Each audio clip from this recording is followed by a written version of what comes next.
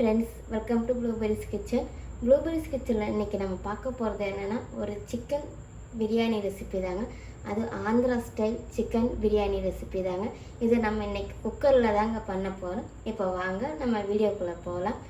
வீடியோக்குள்ளே போகிறதுக்கு முன்னாடி இப்போ தான் நீங்கள் ப்ளூபெரிஸ் கிச்சன் நம்ம முறையாக பார்க்குறீங்கன்னா மறக்காமல் கொஞ்சம் சப்ஸ்கிரைப் பண்ணிக்கோங்க. பக்கத்தில் இருக்கிற பெல் ஐக்கானையும் ப்ரெஸ் பண்ணிக்கோங்க.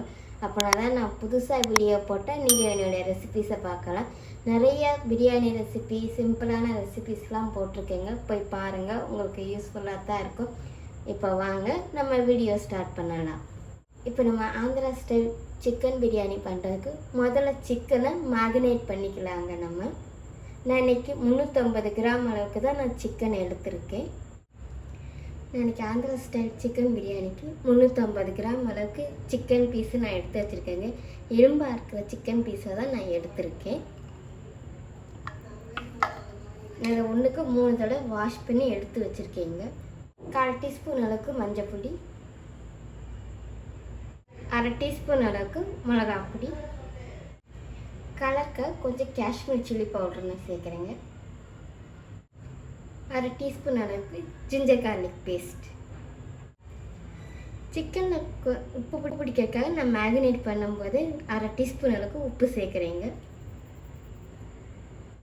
இப்போ இதை நல்லா மிக்ஸ் பண்ணி எடுத்துக்கலாம்.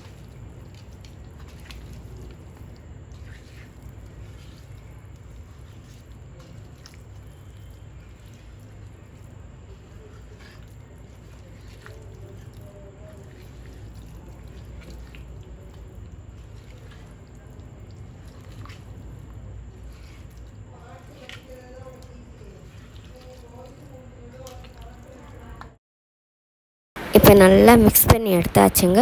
மூடி போட்டு அந்த மசாலாவில் அந்த சிக்கன் ஒரு 10 நிமிஷம் நாள் ஊறி வரட்டோங்க. நான் இன்றைக்கி பிரியாணி பண்ணுறதுக்கு 1 கிளாஸ் அளவுக்கு கைமா ரைஸ் தாங்க நான் எடுத்துருக்கேன்.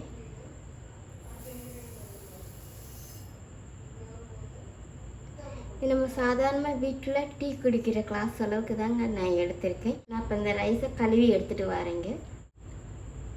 நான் ரைஸையும் கழுவி எடுத்துகிட்டு வந்திருக்கேங்க. ரைஸும் நமக்கு ஒரு 10 நிமிஷம் ஊறட்டும். நம்ம பிரியாணிக்கு மசாலா ரெடி பண்ணிக்கலாங்க. இப்போ குக்கர் சூடாகிடுச்சு. 2 டீஸ்பூன் அளவுக்கு எண்ணெய்,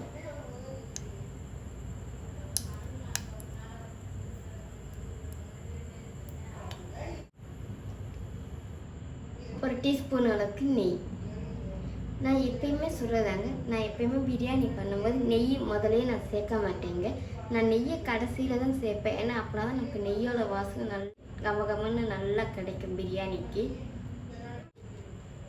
இப்போ நமக்கு நெய்யும் எண்ணெயும் நல்லா சூடாகிடுச்சு. இப்போ நம்ம இதில் கொஞ்சோண்டு கடற்பாசி, ஒரு அன்னாச்சிப்பூ, ஒரு துண்டு பட்டை, 2 கிராம்பு, 2 ஏலக்காய், கொஞ்சோண்டு அன்னாச்சி, 1/4 டீஸ்பூன் அளவுக்கு சோம்பு, ஒரு பிரியாணி இலையும் சேர்க்குறேன். நான் பெரிய வெங்காயத்தில் 1/2 சைஸ் வெங்காயம் இந்த மாதிரி நிகழமாக கட் பண்ணி எடுத்துருக்கேங்க. இப்போ இதையும் இது கூட சேர்த்துக்கலாம். ஒரு பச்சை மிளகாவை இந்த மாதிரி நிகழமாக கட் பண்ணி சேர்த்துக்கோங்க. இப்போ நம்ம இந்த வெங்காயத்தை நல்லா வதக்கி எடுத்துக்கலாங்க. இப்போ வெங்காயம் நமக்கு நல்லா வதங்கி வந்துருச்சுங்க. மீடியம் சைஸில் ஒரு தக்காளி கட் பண்ணி எடுத்து வச்சுருக்கேங்க. இப்போ இந்த தக்காளி இது கூட சேர்த்துக்கலாம். 1 டீஸ்பூன் அளவுக்கு ஜிஞ்சர் கார்லிக் பேஸ்ட்டு,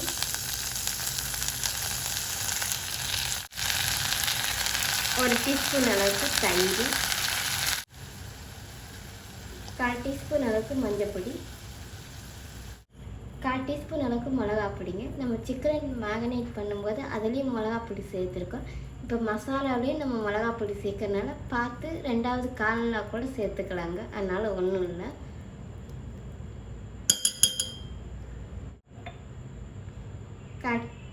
அரை டீஸ்பூன் அளவுக்கு காஷ்மீர் சில்லி பவுடர், 1 டீஸ்பூன் அளவுக்கு கரம் மசாலா. இப்போ இந்த ஸ்டேஜில் நான் மேரினேட் பண்ணி வச்சுருக்கிற அந்த சிக்கனையும் நான் சேர்த்துக்கிறேங்க. இப்போ இதை நல்லா மிக்ஸ் பண்ணி எடுத்துக்கலாம். நம்ம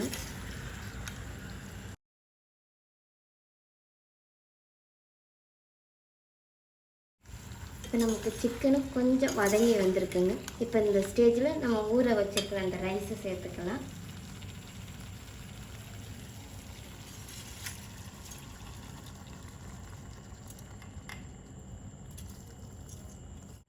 இப்போ நான் அரிசி எடுத்த கிளாஸுக்கு 1.5 கிளாஸ் அளவுக்கு தண்ணி அளந்து எடுத்து வச்சுருக்கேங்க. இப்போ இந்த தண்ணியை நான் இதுக்குள்ளே சேர்த்துக்கிறேன்.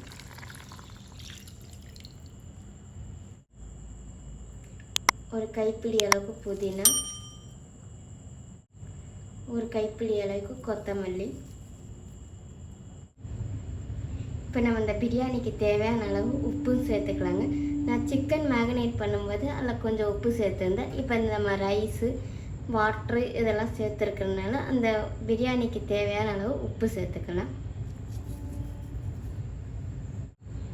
இப்போ நல்லா மிக்ஸ் பண்ணி கொடுத்துக்கோங்க.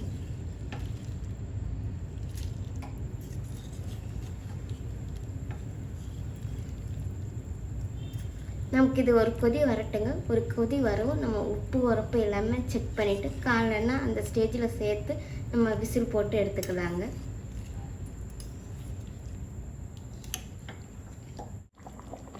பாருங்கள் ஃப்ரெண்ட்ஸ், நான் சொன்ன மாதிரி நல்லா கொதிக்குது. இப்போ நம்ம இந்த ஸ்டேஜில் உப்பு உரப்பு எல்லாமே செக் பண்ணிக்கலாம்.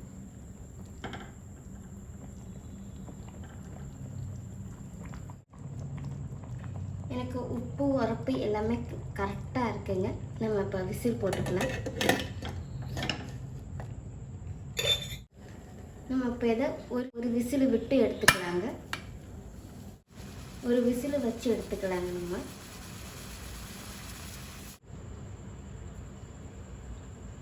நான் இப்போ ஒரு விசில் விட்டு எடுத்துக்கங்க. நமக்கு ப்ரெஷர்லாம் போயிடுச்சு. இப்போ நம்ம ஓப்பன் பண்ணிக்கலாம்.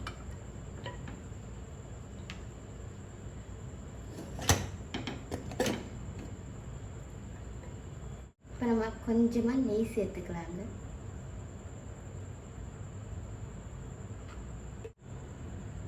லாஸ்ட்டு ஸ்டேஜில் நீங்கள் நெய் சேர்த்துக்கோங்க. அப்படின்னா நமக்கு பிரியாணி சாப்பிடும்போது அந்த நெய் வாசனை நல்லா கிடைக்குங்க. உங்களுக்கு நல்லா கம்மகமன்னு நல்லா கிடைக்கும். நம்ம லைட்டாக மிக்ஸ் பண்ணி கொடுத்துக்கலாம்.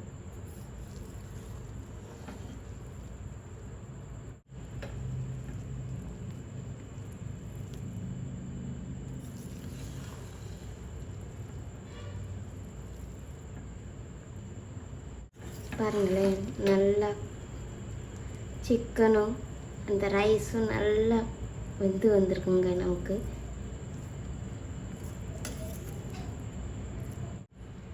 அவ்வளோதாங்க. இப்போ நமக்கு அருமையான நல்ல காரசாரமாக ஆந்திரா ஸ்டைல் சிக்கன் பிரியாணி தாங்க இன்றைக்கி நம்ம வீடியோவில் பார்த்துருக்கோம்.